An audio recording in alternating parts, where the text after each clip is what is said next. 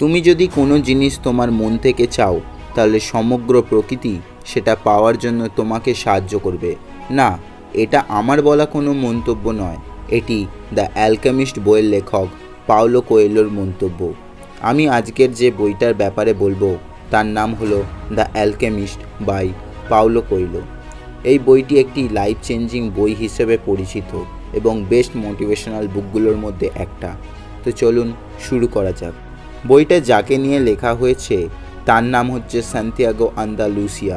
স্পেনের এক রাখাল বালক, যার অনেকগুলো ভেড়া রয়েছে। সে ভেড়ার সাথে সারাদিন কাটাতো। সে ভেড়াদের নিয়ে একটা জায়গা থেকে অন্য জায়গায় ঘুরে বেড়াতো। একটা পর্যায়ে ভেড়াদের সাথে এত ঘনিষ্ঠ হয়ে যায় যে সে ভেড়াদের ভাষা বুঝতে পারে। সে মনে মনে খুব খুশি ছিল, কেননা সে যে ব্যক্তির কাছে তার ভেড়ার উলগুলো বিক্রি করতে যাচ্ছিল সেই লোকটির মেয়ের সাথে 1 বছর আগে স্যান্টিয়াগোর দেখা হয়েছিল। এমনকি স্যান্টিয়াগোর তাকে বেশ পছন্দও হয়েছিল। একদিন রাতে স্যান্টিয়াগো একটা স্বপ্ন দেখল যে একজন ছোট বালক তার কাছে এসে বলছে, মিশরে ইজিপ্ট শহরে পিরামিডের নিচে তোমার জন্য অনেক গুপ্তধন রাখা আছে। তুমি যদি সেখানে যাও তবে তুমি অনেক সম্পত্তির মালিক হতে পারবে। সে একই স্বপ্ন অনেকবার দেখল। সে এই স্বপ্নের মানে জানবার জন্য এক বুড়ি মহিলার কাছে যায়। সে মহিলা নাকি স্বপ্নের ব্যাখ্যা দিতে পারে। মহিলা বলে যে, আমি তোমাকে এর কারণ বলে দিতে পারবো, তবে তুমি গুপ্তধন পেয়ে গেলে আমাকে 10% দিতে হবে। তারপর সে বলে, তুমি তোমার স্বপ্নের প্রতি যাত্রা শুরু করো, তুমি গুপ্তধন পেয়ে যাবে। মহিলার কথা শুনে সে তার স্বপ্নের প্রতি আরও বিশ্বাস করে ফেলে। একদিন সে তার ভেড়ার পাল বিক্রি করে দেয় এবং সে তার জীবনের সবথেকে বড় ঝুঁকি নেয়। ভেড়ার পাল বিক্রি করার টাকা দিয়ে সে তার স্বপ্নের প্রতি পাড়ি দেয়। মিশরের পথে যাত্রাকালে তার সব টাকা চুরি হয়ে যায়। তার যাত্রাপথের মাঝখানে বিপদের সম্মুখীন হয় সে, এবং সে ওই জায়গায় প্রায় 1 বছর কাটায়।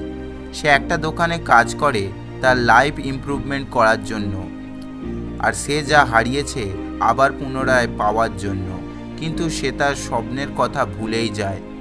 সে সবসময় মিশরে যাওয়ার কথা মনে করে, গুপ্তধনের কথা মনে করে।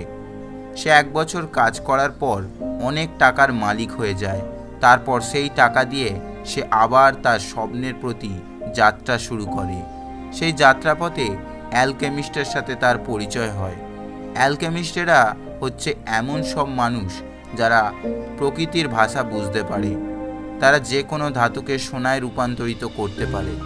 যাত্রাপথে মরুভূমির মাঝে যুদ্ধ লেগে যায়, যার ফলে তাদেরকে ওখানেই একটা ছোট্ট অঞ্চলের মধ্যে আশ্রয় নিতে হয়। ওই অঞ্চলে থাকার সময় সান্তিয়াগো একটা মেয়ের প্রেমে পড়ে যায়, যার নাম ফতেমা। আস্তে আস্তে তাকে ভালোবেসে ফেলে এবং একবার তার মনে হয় যে তার স্বপ্নের পথে যাওয়ার আর দরকার নেই।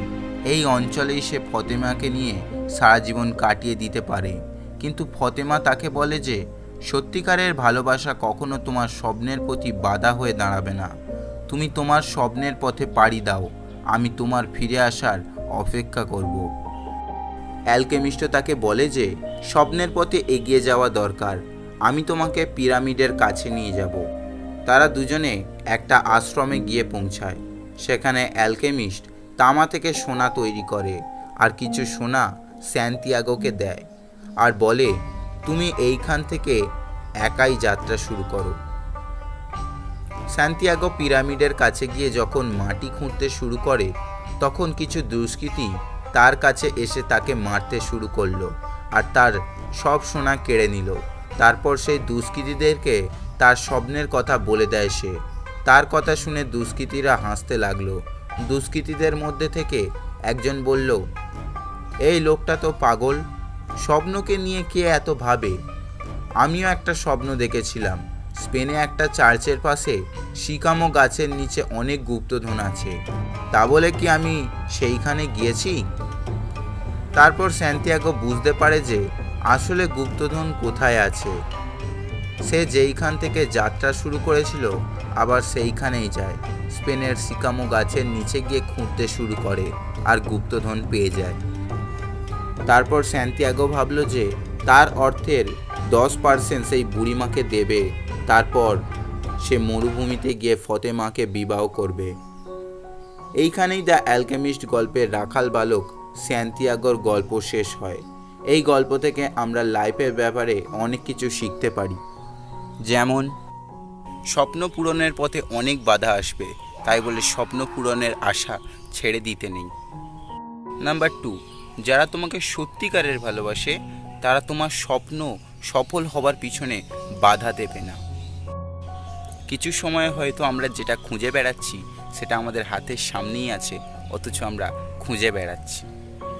জীবনে সফল হতে চাইলে 2টি জিনিসের প্রয়োজন, জেদ ও আত্মবিশ্বাস। দ্য অ্যালকেমিস্ট বইটা আমার পার্সোনালি খুব সুন্দর লেগেছে। আপনাদের কেমন লেগেছে প্লিজ কমেন্ট বক্সে জানিয়ে দেবেন। ভালো লাগলে প্লিজ বন্ধুদের শেয়ার করবেন এবং লাইক করে দেবেন, এবং চ্যানেলটিকে প্লিজ সাবস্ক্রাইব করে নেবেন। এরকম আরও যদি বুক রিভিউ চেয়ে থাকেন তাহলে কমেন্ট বক্সে জানাতে পারেন, এবং কোন বই চাইছেন সেটাও জানিয়ে দেবেন। Thank you.